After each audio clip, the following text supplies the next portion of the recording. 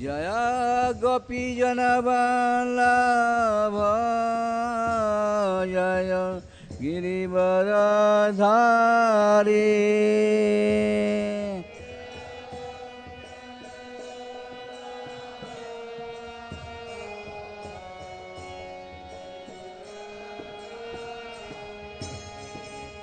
जय यशोदानंदन जय व्रजजनरञ्जन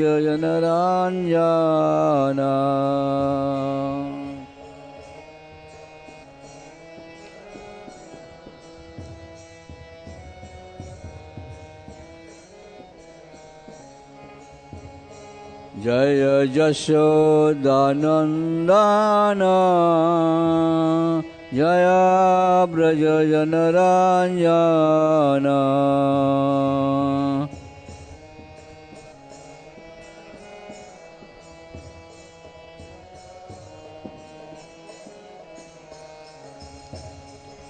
जय यमुनातीरवनचारी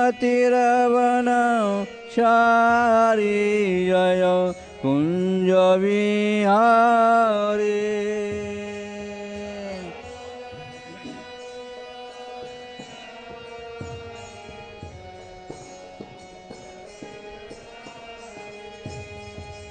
जय यमुनातीरवनचारी जय कुञ्जविहारी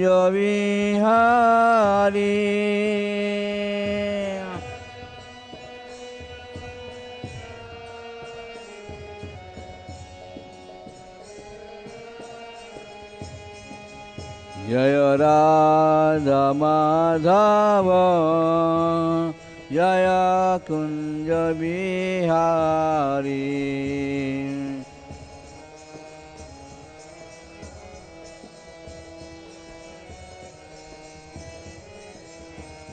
जय राधा माधव जय कुञ्जविहारी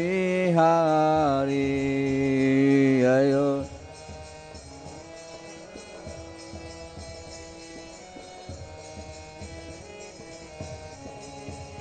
जय गोपीजनवल्लभ जय गिरिवरधारी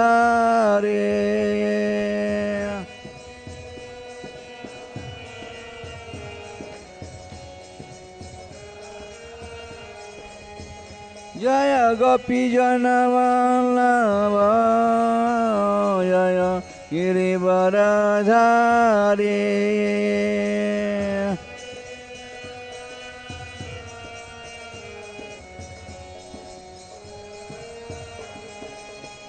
जय यशोदानंदन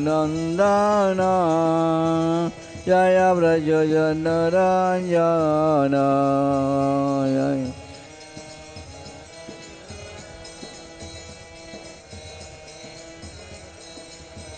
जय यशोदानंदन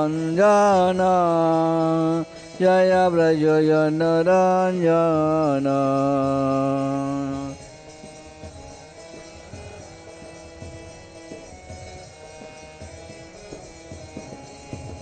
जय यमुनातीरवनचारी जय कुञ्जविहारी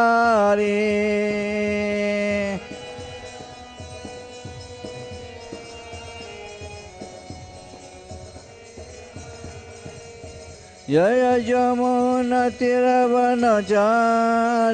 जय कुञ्जविहारी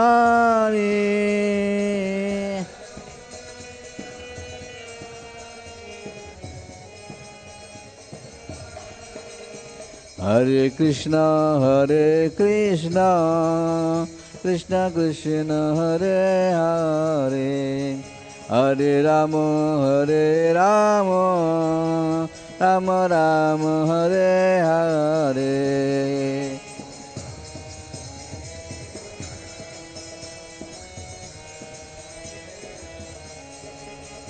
हरे राम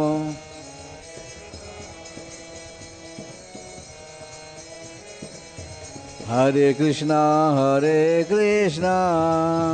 कृष्ण कृष्ण हरे हरे हरे राम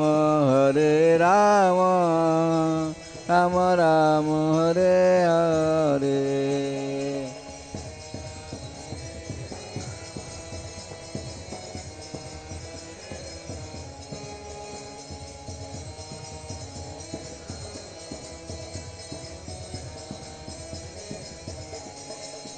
हरे कृष्ण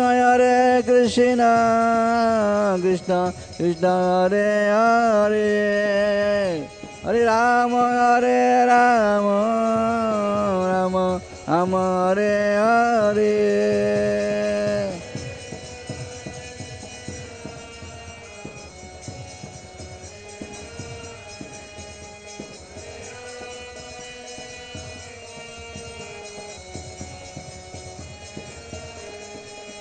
हरे कृष्ण कृष्ण कृष्ण हरे हरे, हरे राम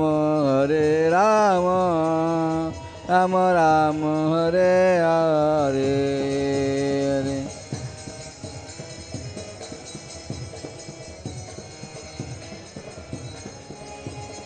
हरे राम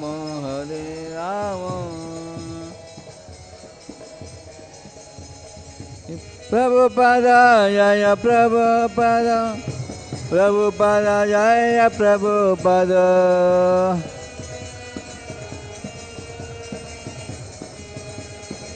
जय जय प्रभुपाद प्रभुपाद प्रभुपाद प्रभुपाद।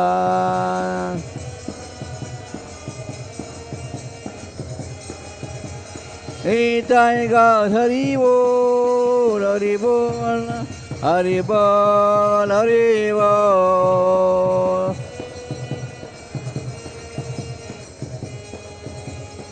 राधा बत सती राधा बत सती राधे।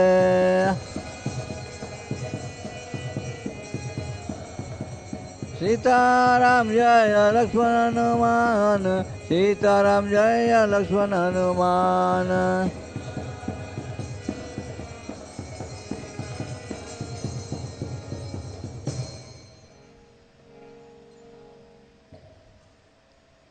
ओम नमो भगवते वासुदेवाय,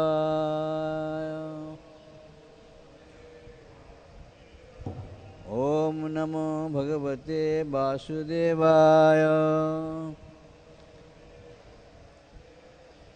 ओम नमो भगवते वासुदेवाय। नारायणं नमस्कृत्य नरं चैव नरोत्तमं, देवीं सरस्वती व्यासं ततो जयो मुदीरये। नष्टप्रयस्तु अवदेषु नित्यं भागवत सेवया, भागवती उत्तम श्लोके भक्तिर्भवति नैष्ठिकी। हरे नाम हरे नामैव केवलं, कलो नास्तेव नास्तेव नास्तेव गतिरन्यथा। हरे कृष्ण कृष्ण कृष्ण हरे हरे, हरे राम राम राम हरे हरे।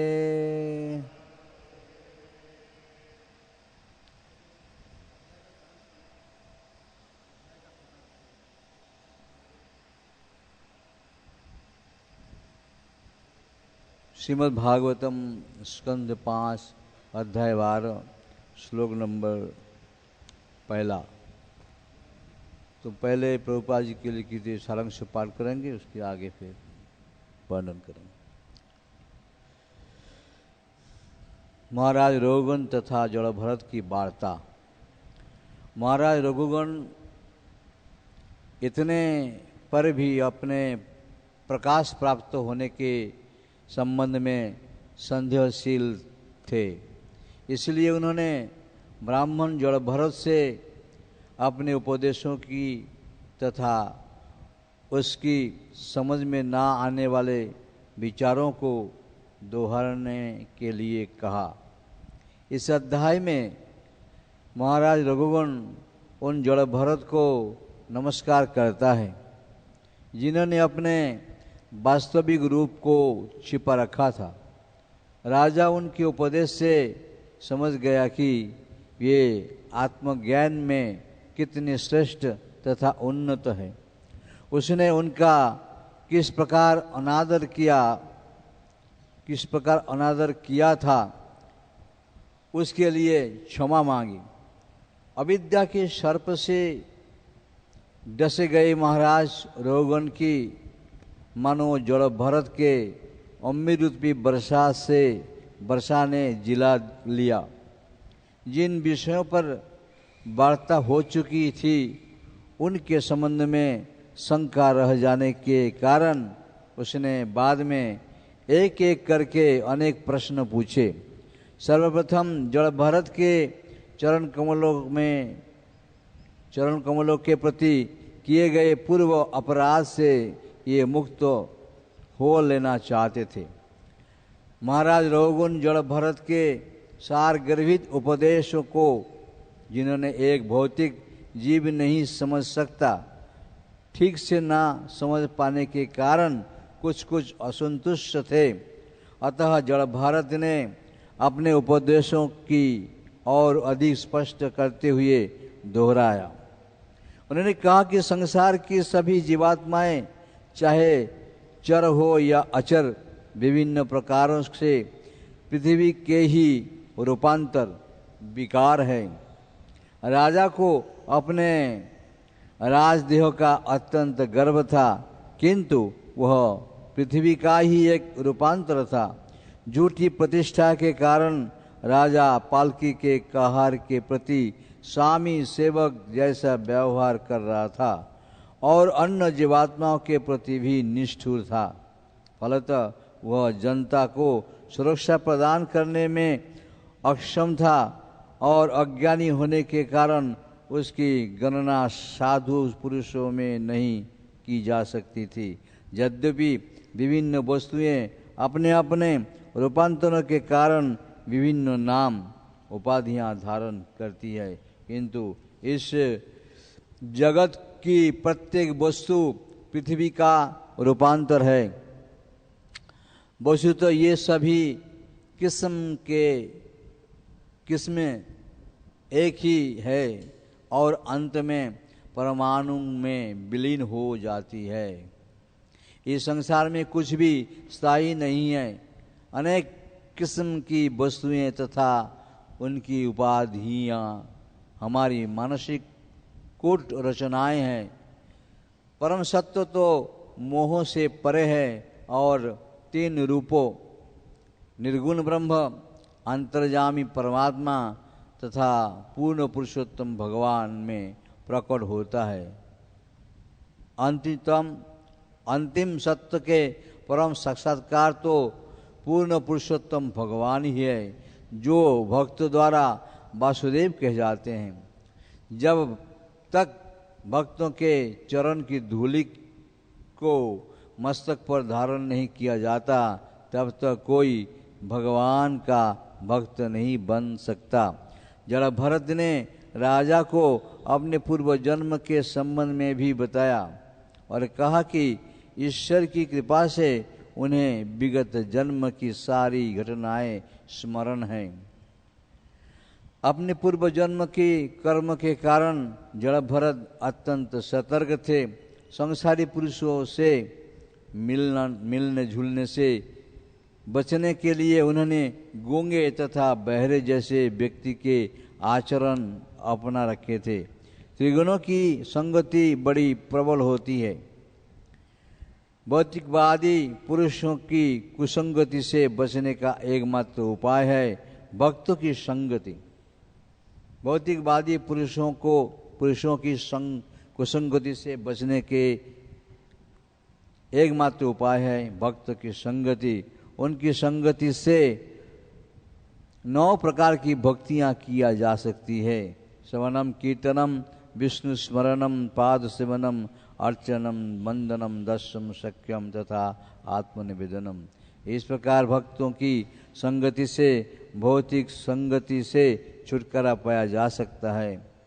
मूढ़ता के परावार को पार करते हुए श्री भगवान के धाम को प्राप्त हुआ जा सकता है। अब श्लोक की वर्णन है। रोहगण उवाच नमो नमः कारण विग्रहाय नमो नमः कारण विग्रहाय स्वरूप तुच्छीकृत विग्रहाय स्वरूप तुच्छीकृत विग्रहाय नमो अवधूत द्विजबंधुलिंग नमो अवधूत द्विजबंधुलिंग निगूढ़ नित्यानुभवाय तुभ्यां निगूढ़ नित्यानुभवाय तुभ्यां। रहुगण उवाच नमो नमो कारण विग्रहाय स्वरूप तुच्छ्रीकृत विग्रहाय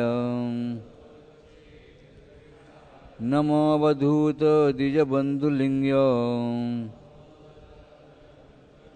निगूढ़ नित्यानुभवाय तुभ्यम्।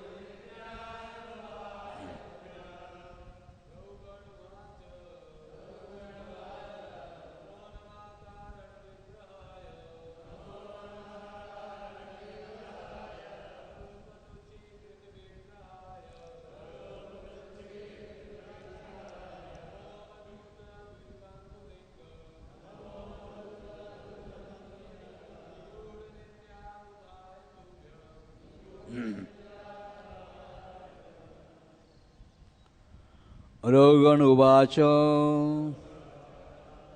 राजा रोगण ने कहा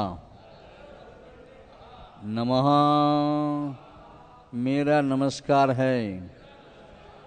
नमः नमस्कार कारण विग्रहाय समस्त कारणों के कारण परमात्मा से प्रकट होने वाले को स्वरूप तुच्छीकृत विग्रहाय अपने सत्य स्वरूप को प्रकट करके शास्त्र के विरोधों को दूर करने वाले नमः नमस्कार अवधूत हे जोगीश्वर, हे जोगेश्वर, द्विजबंधु लिंग, ब्राह्मण कुल में उत्पन्न पुरुष के लक्षण के द्वारा भले ही ब्राह्मण का कर्म ना करता हो, निगूढ़ प्रपच्छन्न नित्य अनुभवाय, उसे जिसका शाश्वत आत्म साक्षात्कार होता हो, तुभ्यम तुम्हें। अनुवाद जगतगुरु श्रील प्रभुपाद की द्वारा। राजा रोहगण ने कहा, ही महात्मन, आप पूर्ण पुरुषोत्तम भगवान से अभिन्न है। आपके प्रभाव से शास्त्र के समस्त विरोधाभास दूर हो गए हैं। आप ब्रह्म बंधु के वेश में अपने दिव्य आनंदमय स्वरूप को छिपाया हुए है। मैं आपको सादर नमस्कार करता हूँ। तात्पर्य जगत गुरु श्रील प्रभुपाद की जय। ब्रह्म संगीता से ज्ञात होता है कि श्री भगवान समस्त कारणों के कारण, सर्व कारण कारणम है। ऋषभदेव सर्व कारण स्वरूप श्री भगवान के साक्षात अवतार थे। उनके पुत्र भरत महाराज को, जो अब ब्राह्मण जड़ भरत की भूमिका निभा रहे थे, उनका शरीर उन्हीं सर्व कारणों के कारण से प्राप्त हुआ था। इसलिए उन्हें कारण विग्रहाय कहा गया है। जगत गुरु श्रील प्रभुपाद की जय। अमज्ञानतिमिरन्धस्य ज्ञानाञ्जन शलाकया चक्षुरुन्मिलितं येन तस्मै श्रीगुरवे नमः। श्रीचैतन्यमनोभीष्टं स्थापितं येन भूतले स्वयं रूपकदा मह्यं ददाति सपदान्तिकं। वन्देऽहं श्रीगुरो श्रीयुतपदकमलं श्रीगुरून् वैष्णवांशं। श्रीरूपं साग्रजातं सगण रघुनाथान्वितं तं सजीवं स्वाद्वैतं सावधूतं परिजनसहितं श्रीकृष्णचैतन्यदेवं श्रीराधाकृष्णपदान् सगण ललिता श्रीविशाखान्वितांशं। हे कृष्ण करुणा सिंधु दीनबंधु जगतपते गोपेश गोपिकाकांत राधाकांत नमस्तुते। तप्त कांचन गौरांगी राधे वृंदावनेश्वरी वृषभानुसुते देवी प्रणमामि हरिप्रिये। वाञ्छाकल्पतरुभ्यश्च कृपा सिंधु भवेव च पतितानां पावनेभ्यो वैष्णवेभ्यो नमो नमः। जय श्री कृष्ण चैतन्य प्रभु नित्यानंद श्री अद्वैत गदाधर शिवासादि गौरभक्तवृंद।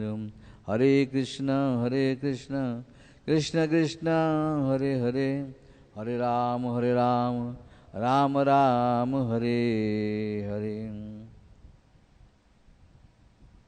नमो नमो कर्ण विग्रहाय स्वरूपत्वच्छीकृत विग्रहाय नववधूत द्विजबंधु लिंग्य निगड़ नित्यानुभवाय तुभ्यम।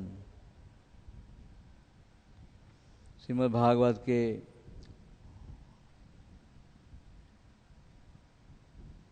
पंचम स्कंद का 12वां अध्याय का पहला श्लोक में सारांश में बहुत कुछ वर्णन किया प्रभुपाद जी ने कि रोगन की स्थिति क्या है और जड़भरत की स्थिति क्या है। जड़भरत देखने में सामान्य व्यक्ति की तरह है, तो वास्तव में जड़भरत सामान्य व्यक्ति नहीं थे। आत्म ज्ञानी पुरुष थे जो रोगन को अपने ज्ञान के द्वारा पूर्ण भौतिक दशा से मुक्त करा करके आध्यात्मिक जगत की ओर प्रेरित किया है। जड़भरत की कथा को आप सुनते आ रहे हैं कि जड़भरत पिछले जन्म में हिरण के गर्भ में जन्म लिया था और उससे आगे भी देखे हम तो चक्रवर्ती सम्राट थे और जिसकी बड़ी महिमा है। हमारी भारत देश की नाम इसी भरत महाराज के नाम से ही प्राप्त हुआ। इस भारतवर्ष की भारत नाम से पहले अजानाब वर्ष के नाम से जाना जाता था, परंतु ऋषभदेव के 100 पुत्र में से प्रथम पुत्र भरत जी ने ऐसा कर्म किया है जिनके प्रभाव अभी हम श्रवण कर रहे हैं।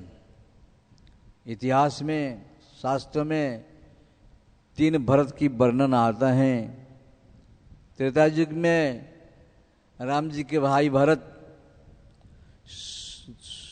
दुष्यंत शकुंतला की पुत्र भरत और ये जड़ भरत, तीनों ही अपनी अपनी जगह में बहुत महत्वपूर्ण भक्ति का साम्राज्य को प्रकट किया है, प्रकाश किया है। आज हम लोग यहाँ जड़ भरत की और रोहगण की संवाद कथा में श्रवण कर रहे हैं। कैसे रोहगुण जड़ विद्या के कारण मन को फंसा रखा है, अपने अज्ञान बुद्धि के कारण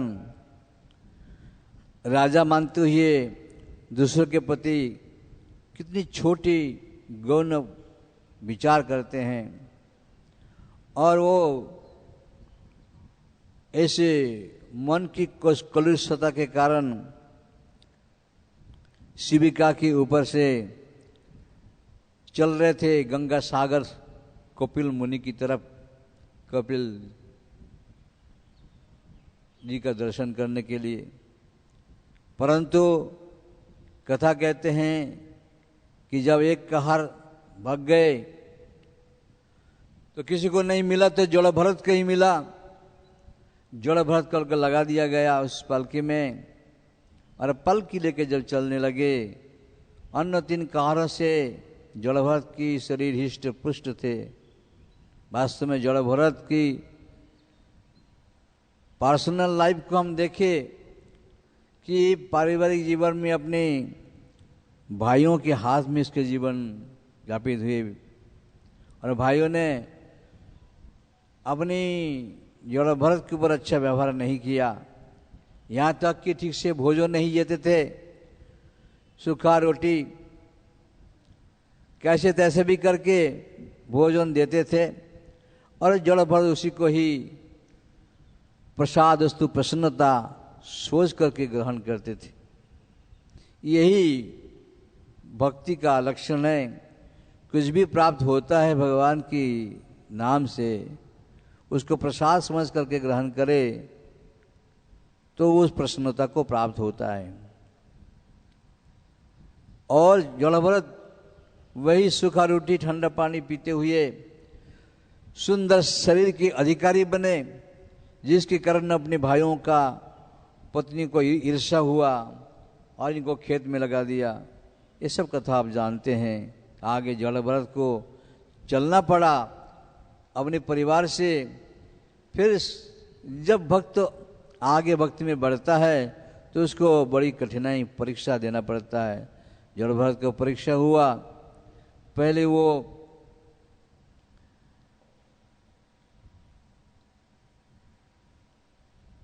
काली माँ के बलि चढ़ाने देने के लिए भी किसी को नहीं मिला, जड़ भरत के ही मिल गया।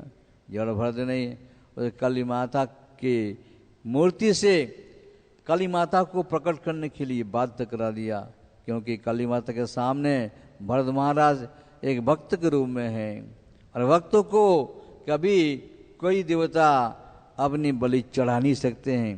इसीलिए काली माता उससे निकल कर के उन डाकुओं को संहार कर दिया। इसी प्रकार से अनेक परीक्षा देते थे।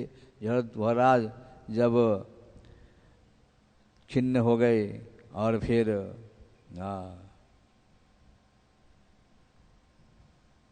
विचार करने लगे, तो जड़ महाराज कथा के अनुसार भरत महाराज फिर इस आहार को प्राप्त हुआ, अरोहगुण को। अरोहगुण के ज्ञान प्रदान करने लगे। जड़ व्यक्ति को, अज्ञानी व्यक्ति को ज्ञानी कैसे ज्ञान के द्वारा भक्ति में जोड़ते हैं, वो जड़ भरत की संकल्प को देख के हम समझ सकते हैं।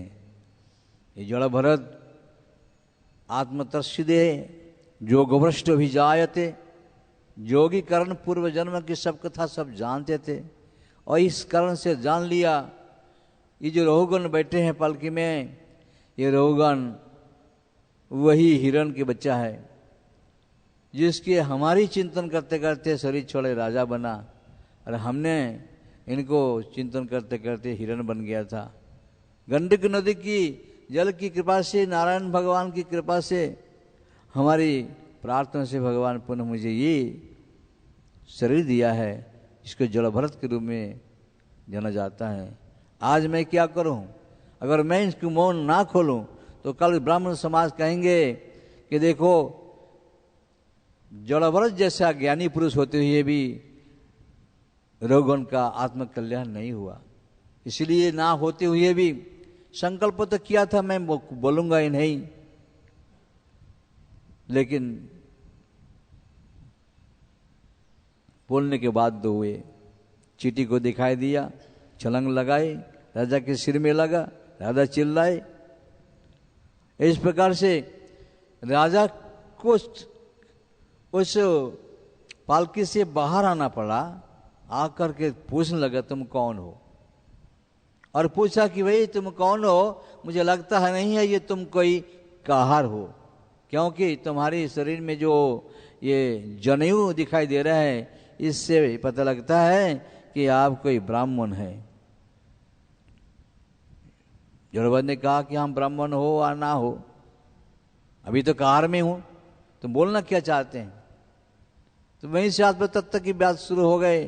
कहा कि महाराज आपने जो बताया कि ये शरीर का ही भार वहन होता है, आत्मा को नहीं। पर हमने तो देखा कि युद्ध क्षेत्रों में शरीर परेशान होता है, मन भी परेशान होता है, तो आत्मा भी थक जाते हैं। इस बात को लेकर के जड़ भरत को बोलना पड़ा। भगवान श्री कृष्ण को वही बात अर्जुन को जैसे समझाए थे कि देखो अर्जुन, तुमने बहुत बड़े बड़े बात करते हैं, ना समझते हुए भी बहुत कुछ समझदार समझते अपने को। आज जड़ भरत ने रोगुन को समझाया, देखो एक बटलोई है और बटलोई में चावल है, जल है, उसको चूल्हा में रख दिया जाए और नीचे से चूल्हा में आग लगा दिया जाए, तो पहले बटलोई को गर्म करेगा, फिर जल गर्म हो जाएगा और अंदर जो चावल है वो चावल भी गर्म हो जाएगा। रोगन ने कहा कि हाँ महाराज ये तो है। जड़भरत ने कहा कि उस चावल के जगह में अगर कुछ कंकड़ पत्थर रख दिया जाए, क्या वो गलेगा? रोगन ने कहा कि ये महाराज ये कैसे हो सकता है? तो यही है, तुम्हारी मन और प्राण अभी पत्थर जैसा है। तुम चले तो कपिल मुनि की आश्रम में ज्ञान प्राप्त करने के लिए, परंतु तुम्हारी अभी साधारणतया शास्त्र कहते हैं कहीं धाम में आश्रम में किसी को मिलने जाए तो पैदल जाना होता है, पर ये पालकी के ऊपर से जा रहे हैं तो इसलिए शिक्षा दिया तुम्हारी ये उचित नहीं है। और रोग उनको शिक्षा दिया, न रोग नहीं, दान से, यज्ञ से, सूर्य की उपासना से, अनेक प्रकार उपाय से भी तुम्हारी ये हृदय की मलिनता दूर नहीं होगा जब तक तुम किसी संत का, किसी भक्त का चरण धूलि सिर पर नहीं लगाएंगे। उसी समय रोगन ने जड़भरत की चरण पकड़ लिया, चरणाश्रय को स्वीकार किया, चरण धूलि सिर में रखा और आत्म तत्व दे करके जड़भरत जी ने रोगन को जीवन मुक्त करा दिया। यहाँ प्रभुपाद जी वर्णन कर रहे हैं जड़भरत के स्वरूप को। जड़भरत के स्वरूप को रोगन थोड़ा थोड़ा समझ में आ रहे हैं। जो ज्ञान की बातें बोले ये कोई कहार का बस का नहीं है। इसीलिए पहले रोगन बता रहे, रोगन उवाच नमो नमः कारण विग्रहाय, कि आपकी ये शरीर जो है, प्रभुपाद लिखते हैं कि ऋषभ देव के शरीर से प्रकट हुए, जो भगवान से प्रकट हुए हैं वो कोई साधारण शरीर नहीं है। समस्त कारणों के कारण भगवान है। ईश्वर परम कृष्ण सच्चिदानंद विग्रह अनादि आदि सर्व कारण कारणम। ये बात हम भक्त लोग सब जानते हैं श्लोक को। तो यहाँ वर्णन करते हैं कि उस ऋषभ देव जो समस्त कारण के स्वरूप है, कारण है, साक्षात अवतारी हुई। ऋषभदेव की जन्म कथा हमें बताते हैं कि ऋषभदेव जब जन्म हुए तो इंद्र ने परीक्षा लिया, और परीक्षा लिया कि कैसे, सभी लोग कहते हैं ये कोई अवतार है, क्योंकि ऋषभदेव के चरण में जन्म से ही पंडित लोग, ब्राह्मण लोग बताए कि चरण देख करके ऐसे लगता है कि ये कोई देव पुरुष है। इंद्र को पता लगे और इंद्र ने अजानक वर्षा से वर्षा ही बंद कर दिया। ऋषभदेव बालक अवस्था में बहुत हंसे, जैसे भगवान श्री कृष्ण भी हंसते थे, भगवान राम भी हंसे, चैतन्य महाप्रभु भी हंसे। बाल लीला भगवान का ऐसा है, कहीं भी रूप में तो बड़ी सुंदर प्रसन्न मुद्रा से हंसने लगे। इंद्र का एक कारतूस देख करके फिर उन्होंने ऐसा बादलों की सृष्टि किया, वर्षा किया, तो सारी अजना वर्ष लबालब हो गए पानी से। अंतिम में वे वही इंद्र है। भागवत के आप सुन चुके हैं कि गिरिराज को धारण करके कैसे भगवान ने भक्तों को रक्षा किया था। वहाँ भी इंद्र ने भगवान की परीक्षा लेना चाहा, इधर भी परीक्षा लेने की चाहा। इंद्र कई बार ऐसी कई जगह में परीक्षा लिया और सब जगह में अपनी गलती स्वीकार किया। और यहाँ पर भी इंद्र ने स्वीकार करके अपनी जयंती को आगे करके ऋषभ के साथ में एक संबंध स्थापित किया है। वही जयंती की परिवार, ऋषभ के परिवार में सब पुत्र हुए और जड़ भरत जी जो भरत के रूप में हैं वो पहला बड़े पुत्र हुए, जिसकी और सब भाइयों में से 9 भाई उनकी अनुगत जैसा धार्मिक बने, और फिर 9 भाई नवजोगेश्वर बने, और 81 जो है वो कर्मकांडी गृहस्थ बने। इस प्रकार से 100 भाइयों लेकर के ऋषभदेव के बड़े पुत्र भरत जी ने ऋषभदेव के जाने के बाद में सब भाइयों को बुला करके जमी जायदाद बांटवारा कर दिया और स्वयं चल दिए पुलस्त्य ऋषि के आश्रम गंडक नदी के किनारे में, और वहाँ रह करके तपस्या करने लगे नारायण भगवान का, जहाँ शालग्राम शिला प्राप्त होता है। और आप सब जानते हैं कि ऋषभदेव जब साधना में लगे हुए थे और तब एक दिन देखा कि उस हिरन, एक हिरनी शेर की दहाड़ के भय से भागे, छलांग लगाया और उसका गर्भिणी थे, गर्भस्थ शिशु बहने लगे। और भरत जी शिशु बालक को उठा करके आश्रम में ले आए, पालन पोषण करने लगे। और उसकी हिरनी गुफा में जा करके मृत्यु हो जाते हैं।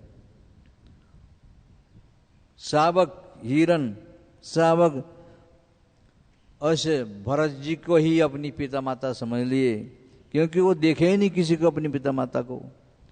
और भरत जी भी इस हिरन को पालने लगे, पोसने लगे, पिलाने लगे, खिलाने लगे, बड़े होते गए। और बस यहीं से भक्तों का परीक्षा होने लगे। हाँ, विषयासक्त संग संगात उपजायते, जिसका जो संग करेंगे उसका प्रभाव तो पड़ेगा ही पड़ेगा। इतने बड़े राजर्षि भरत महाराज एक हिरन में आसक्ति हो गए। सोचने लगे आज हम हैं, कल हम नहीं रहेंगे, तो इस हिरन का क्या होगा। इतने ज्ञानी व्यक्ति है, नारायण भगवान की पूजा करते हैं, शास्त्र ज्ञान भी है, जिसके जन्म हुआ तो रक्षा करने वाला भी वही करेंगे। सारा दुनिया की, जीव जगत की, सबकी भरण पोषण भोजन भगवान करते हैं, कई हिरण का नहीं करेंगे। ये बुद्धि जड़ भरत की दिमाग में नहीं आए। क्यों? कि मोहोयम, मोह सबको बांध लेते हैं। जब व्यक्ति का वस्तु में, व्यक्ति में मोह होता है, तो इस प्रकार से अपनी ज्ञान के ऊपर पर्दा पड़ जाते हैं। ज्ञान साक्षात भगवत स्वरूप है। भगवान कहते हैं ना, हम प्रकाश सर्वत्र जोगोमया समाधित। तो इस प्रकार से भगवान के ज्ञान भी साक्षात है। इस ज्ञान को जड़ भरत महाराज नहीं स्वीकार कर पाए, नहीं समझ पाए, हिरण में आसक्ति हो गए। और हिरण में आसक्ति होकर के इस प्रकार से दिव्य भगवान की पुत्र होते हुए भी कारण विग्रहाय, पूर्ण भगवान साक्षात ऋषभदेव के स्वरूपगत पुत्र होने के बाद में भी आज उसको मोह के फंसना पड़ा, मोहग्रस्त होना पड़ा। इसलिए संग और मन और दृष्टि, ये तीन विषय को भक्तों को ध्यान देना चाहिए। पहले दृष्टि है। अगर जड़ भरत के रूप में, अभी जब वो राजा के रूप में थे, हिरण को नहीं देखता तो कुछ नहीं होता। इसीलिए दृष्टि पहला है।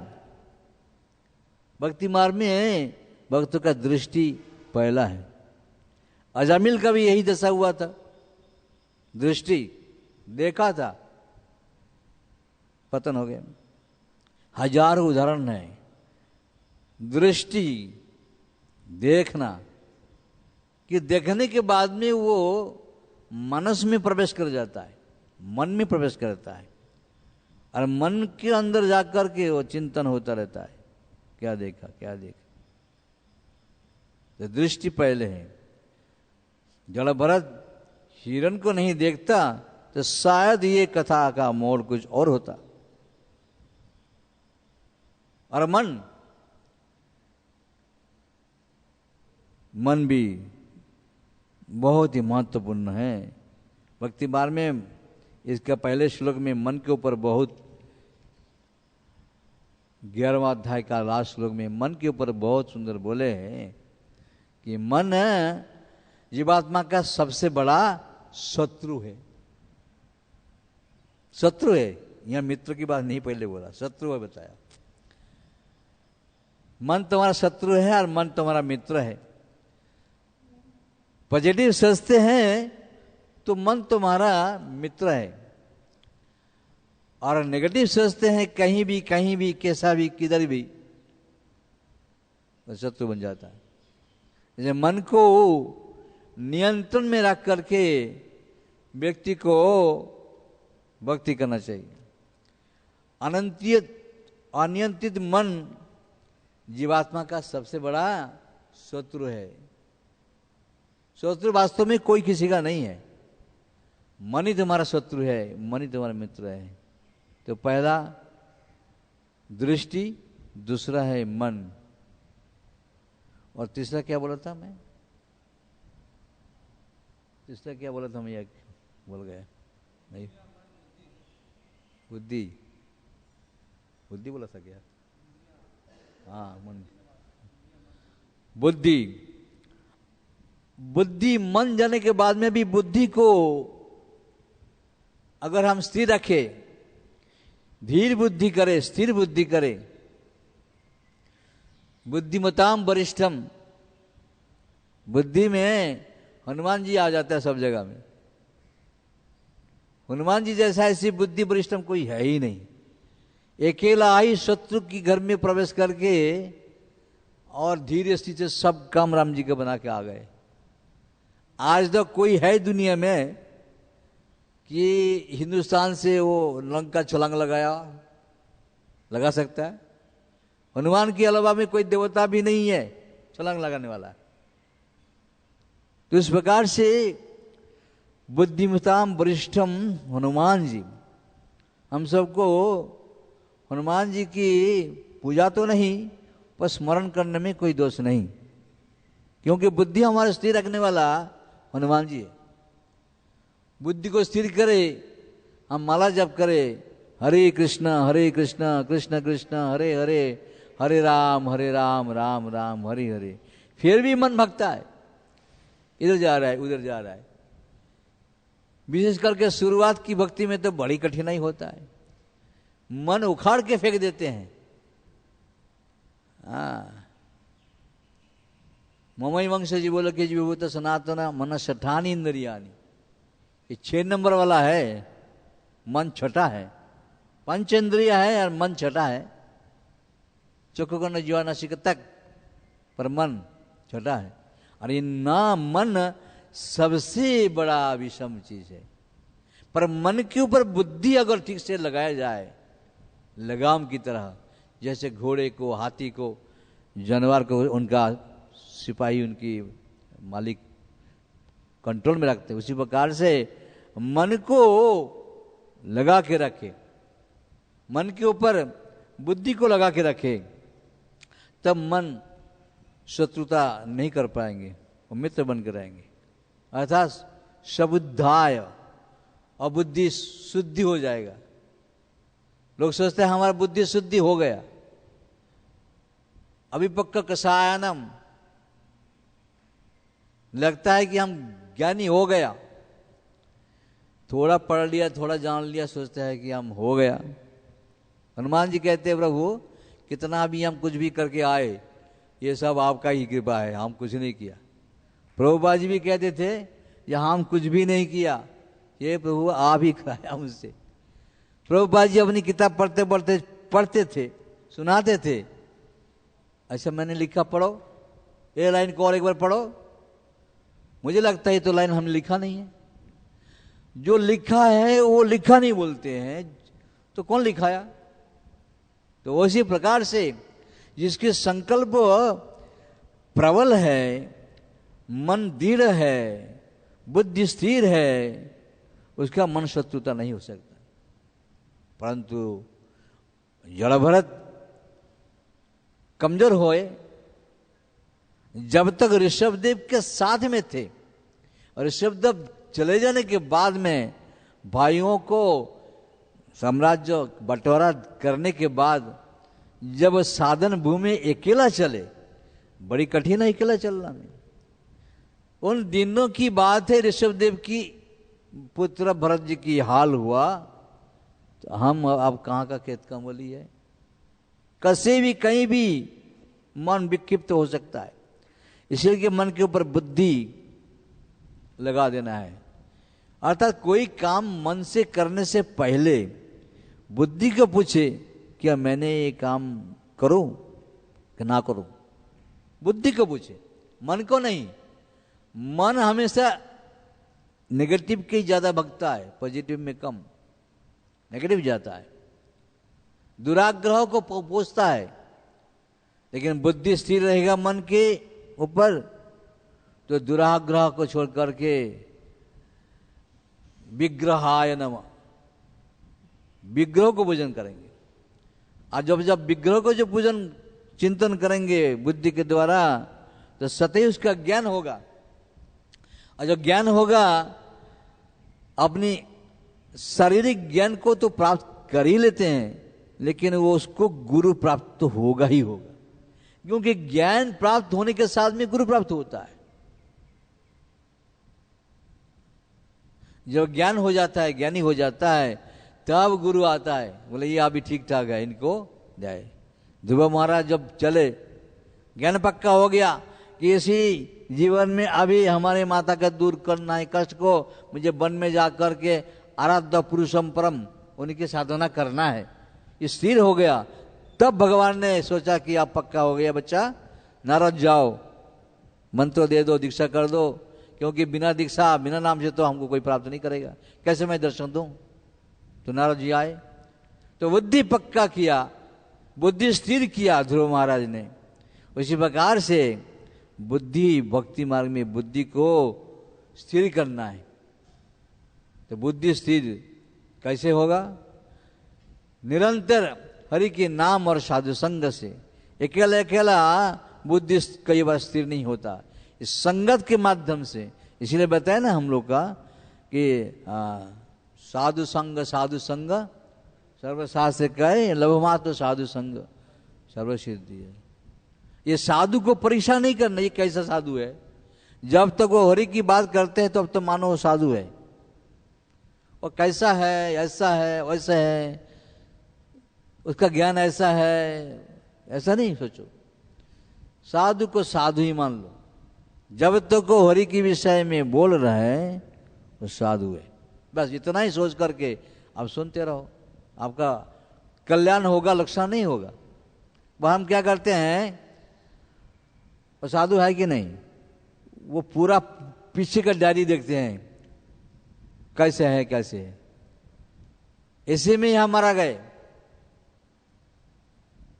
अगर तुमको किसी से मित्रता करना है, भक्ति मार्ग में आगे जाना है, जैसे भूखे को भोजन देना भी भक्ति है, किसी के साथ में अनैतिक दुर्व्यवहार करना भी भक्ति के लिए बाधक है। व्यवहार तो दूर की बात है, बात भी कर ले वो भी भक्ति के बाधक है। बात तो दूर की बात, मन में चिंतन कर ले जी ऐसा ऐसा है, फिर भी आपका भक्ति में विघ्न होगा। मन इतनी पावरफुल है, बताता है ना, चंचल मन कृष्ण प्रमाथि बलवत दृढ़म दृढ़म। चंचल है, चंचल ही मन कृष्ण प्रमाद लाता है, परंतु दृढ़ भी है। मन को जैसे लगाएंगे वैसे लग जाएगा। अरे यही सीखना है हमको, मन के ऊपर बुद्धि रख करके अगर करते तो हमारे परम कल्याण होता। आज यहाँ गुण को जो भरत ने अपने स्वरूपत को ज्ञान दे करके बताया कि बंधु ब्रह्म बंधु द्विज बंधु के रूप में बताया। द्विज का अर्थ है दी और बंधु का अर्थ है मित्र, और द्विज बंधु के रूप में व्यक्ति का दर्शन हुआ। ये साक्षात अवधूत के रूप में भरत महाराज ये द्विज बंधु के दुआ तरफ, द्विज बंधु की तरह रोगन के सामने आके ये सुंदर ज्ञान की व्याख्या किया है, जो हमने संक्षिप्त में बताया। यहीं पर हम यहाँ पर विश्राम लेते हैं, आगे किसी को कुछ बोलना हो तो बोल सकते हैं। हरे कृष्णा, धन्यवाद।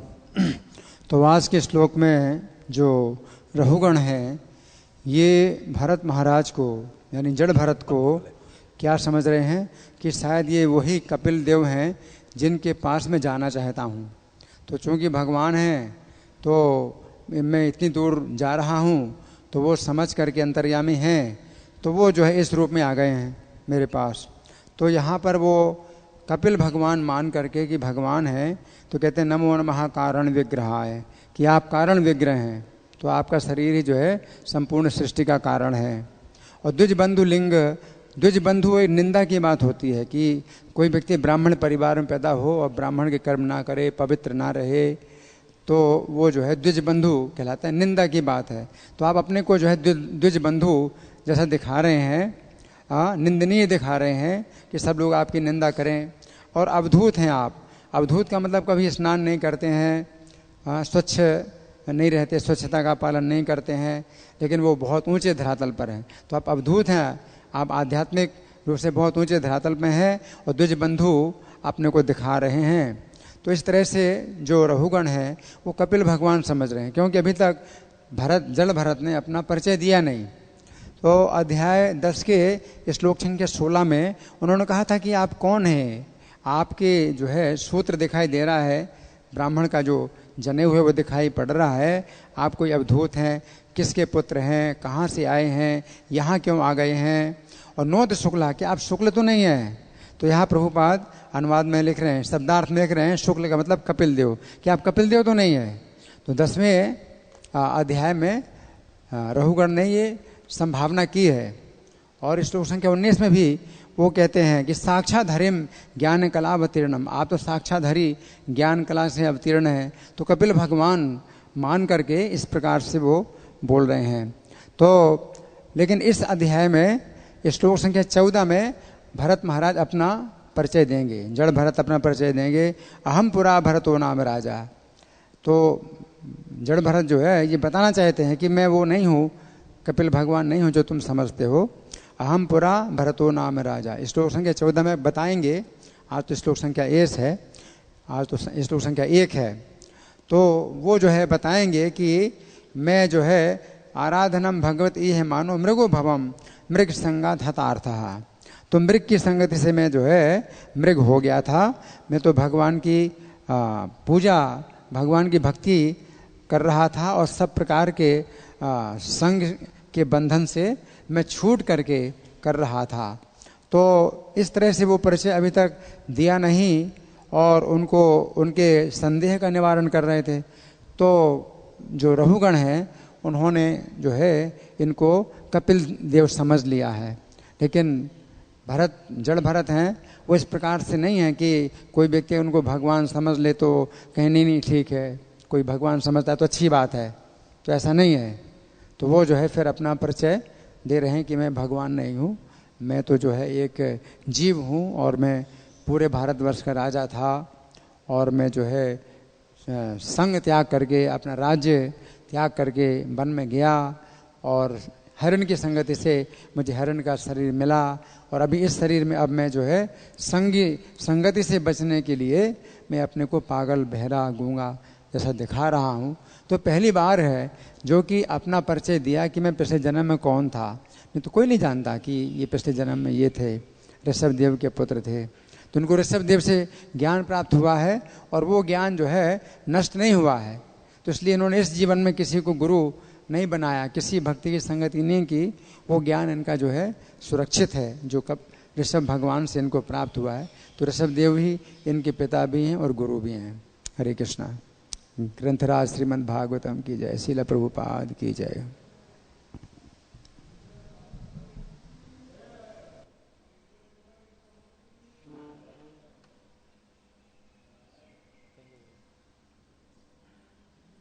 ठीक है।